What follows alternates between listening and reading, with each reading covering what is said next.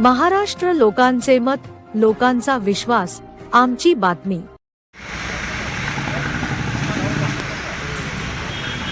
बाबासाहेब आंबेडकरांचा डॉक्टर बाबासाहेब आंबेडकरांचा कोण म्हणतंय देत नाही, कोण म्हणतंय देत नाही।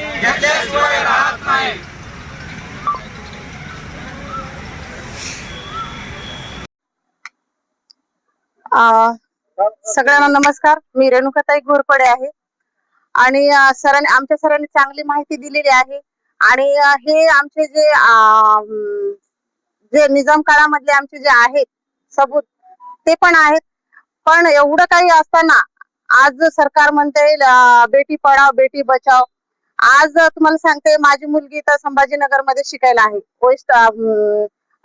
फिजिओथेरपीला तिचा नंबर लागलेला आहे। त्या सगळ्यांचा रिझल्ट लागला, त्या रिझल्ट लागलाय। माझ्या मुलीचा युनिव्हर्सिटीने रिझल्ट सुद्धा दिला नाही। कास्टवर तिचं ऍडमिशन केलं, ऍडमिशन करते वेळेस त्यांनी म्हणले व्हॅलिडिटीचा काही प्रॉब्लेम नाही मॅडम, ऍडमिशन करा। आणि नंतर म्हणले नाही व्हॅलिडिटी द्या तेव्हा रिझल्ट देतो। आज माझी मुलगी आज 15 दिवस झालं घरी बसलेली का, तर व्हॅलिडिटी दिली तरच रिझल्ट तुला दाखवते आणि सेकंड इयरला तुला बसू देणार, हे कॉलेजचं आणि युनिव्हर्सिटीचं म्हणणं आहे। तर एवढं म्हणजे मानसिक त्रास माझ्या मुलीला होत आहे। मला असं वाटतं की आम्ही रोज मजुरी करून आम्ही आमच्या लेकरांना शिकवण्याचा प्रयत्न करायलो आणि हे आमच्यावर असा एवढा दबाव कशामुळे? जेव्हा तुम्ही आम्हाला सांगता की एसटी कॅटेगरी मधले मुलं निवडून घ्या, ऍडमिशन करा, ऍडमिशन करून बी घेता, त्यांना 1 वर्ष शिकवता, 1 वर्ष शिकवल्याच्या नंतर एक्झामला परेशानी करता, एक्झामला बसू दिलं तर आता रिझल्ट देत नाही।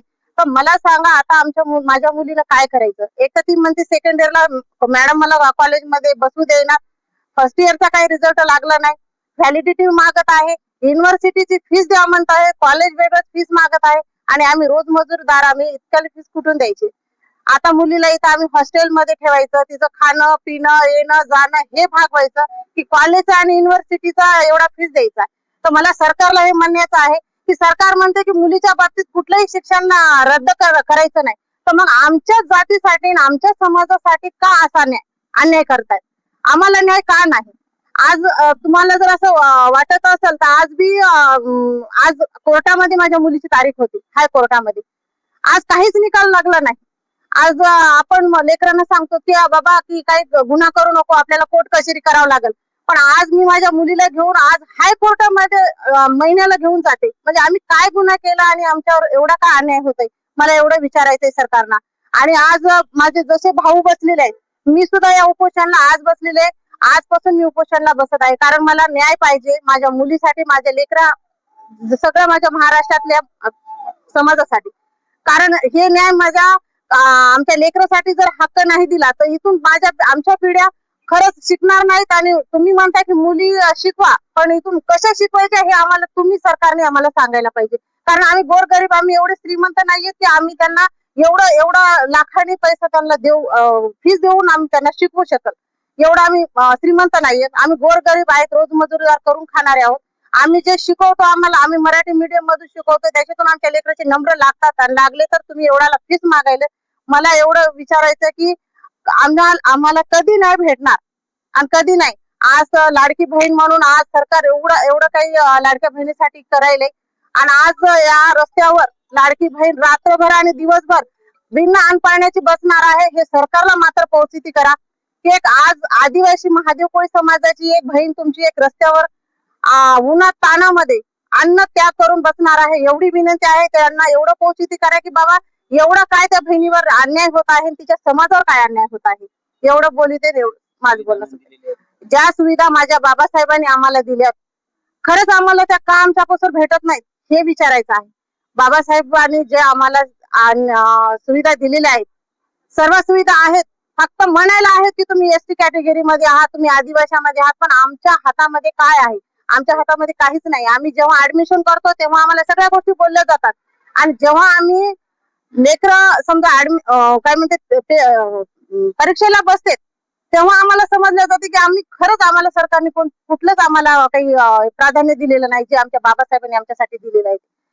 तर एवढी विनंती करते सरकारपर्यंत पोहोचती करा।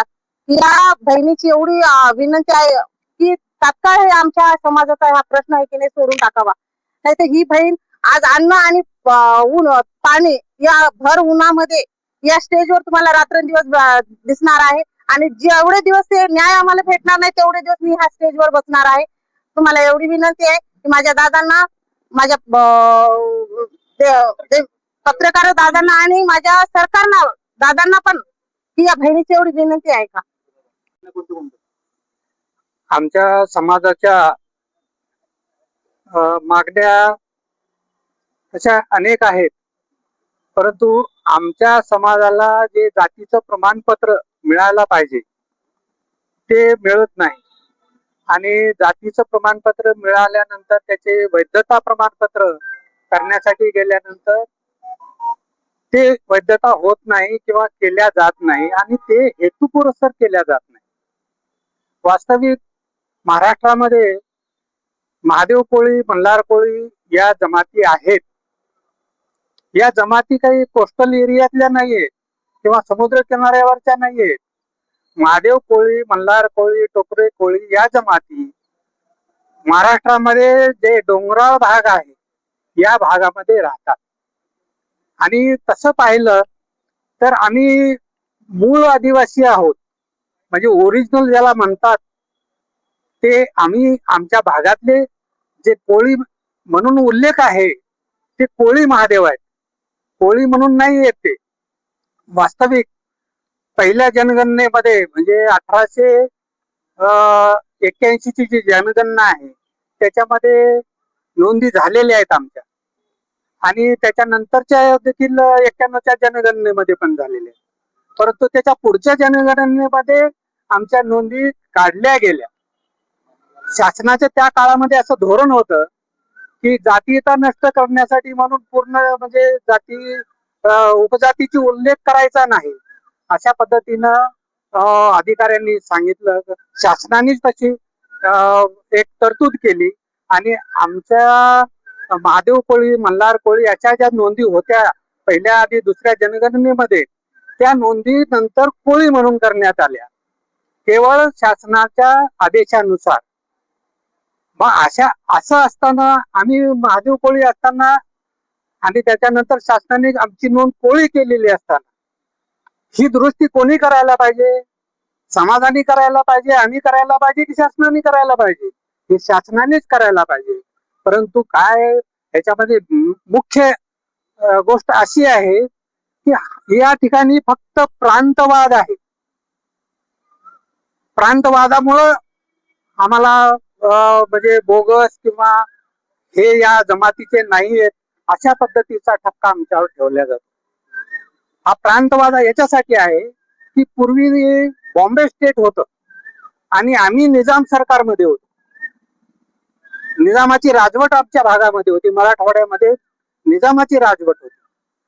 त्या काळामध्ये 1956च्या दरम्यान या लोकांना म्हणजे बॉम्बे स्टेट मधल्या लोक आमच्या बांधवांना सवलती मिळत होत्या तेव्हा ते त्या लिस्ट मध्ये होते.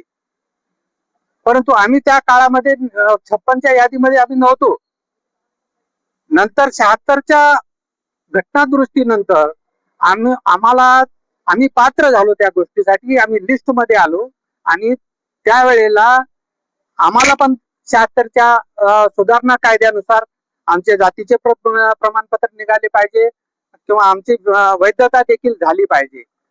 केवळ कोळी नोंद आहे म्हणून तुम्हाला देता येत नाही हा जो एक शब्द खेळ चाललेला आहे शासनाचा आणि शासनाने सुचवलेल्या कमिट्यांचा जो शब्द खेळ चाललेला आहे त्याच्यामुळे आमचा समाज मागे पडलेला आहे किंवा आमच्या समाजावर त्याच्यामुळे अन्याय होतोय. आणि हा अन्याय दूर करायचा असेल तर शासनाने स्वतःच थोडस अभ्यास करून म्हणा किंवा ऐतिहासिक पुरावे सगळे पाहून त्याचा अभ्यास करून मग त्यांनी असा निर्णय घ्यायला पाहिजे की ह्यांच्या नोंदी कोळी आपल्याचमुळे झालेल्या आहेत तर ह्यांच्या नोंदी कोळी महादेव करून द्यायला पाहिजे आणि त्याप्रमाणे यांना जातीचे प्रमाणपत्र आणि वैधता प्रमाणपत्र द्यायला पाहिजे. ही भूमिका शासनाने मन मोठं करून घ्यायला पाहिजे. हे जर झालं तर हा अन्याय मराठवाड्यावर जो अन्याय होतोय किंवा महाराष्ट्राच्या इतर भागावर जो अन्याय होतोय हा अन्याय होणार नाही. मराठवाड्यामध्ये निजामाच्या काळामध्ये निजाम सरकारने एका जज ची नियुक्ती करून या भागातल्या जातीच्या नोंदी जातीचा सर्वे केला होता. सय्यद सिराजुल हसन या जजना त्यांनी अपॉइंट केलं होतं आणि त्यांनी जे संशोधन केलं आणि जातीच्या नोंदी त्याच्यामध्ये घेतलेल्या आहेत. त्यामुळं आम्ही ह्या भागामध्ये महादेव कोळी राहत नाही हे शासनाचं म्हणणं किंवा शासनाच्या अधिकाऱ्यांचं म्हणणं अत्यंत चुकीचं आहे. त्यांनी आताही पाहावं, सय्यद सिराजुल हसनचे सर्वे पाहावा, त्याच्यानंतर रहीमतुल्लाचा रेकॉर्ड बघावं. या ठिकाणी नोंदी आहेत, या नोंदी असताना देखील ते दिल्या जात नाही. आता माझं म्हणणं असं आहे की 1881च्या जनगणनेत 1891च्या जनगणनेत किंवा उस्मानाबाद जिल्ह्यामध्ये, पूर्वीचा उस्मानाबाद जिल्हा, त्या उस्मानाबाद जिल्ह्यामध्ये महादेव कोळी राहतात त्यावेळेसचा रेकॉर्ड आहे. मग ते गेले कुठे महादेव कोळी त्या भागातले? याचाच अर्थ असा आहे की ते तिथेच आहेत पण ते दिल्या जात नाही. ही शासनाची भूमिका अत्यंत चुकीची आहे आणि म्हणून आमच्या या लोकांना, आमच्या या लेकरा बाळांना सगळ्यांना उपोषणाला बसावं लागतं. हे फार दुर्दैवाची बाब आहे. म्हणून असं आमची अशी विनंती आहे की शासनाने आमचे प्रतिनिधी नसल्यामुळं आम्हाला आमच्यावरचा अन्याय दूर होत नाही. तुमचे अजून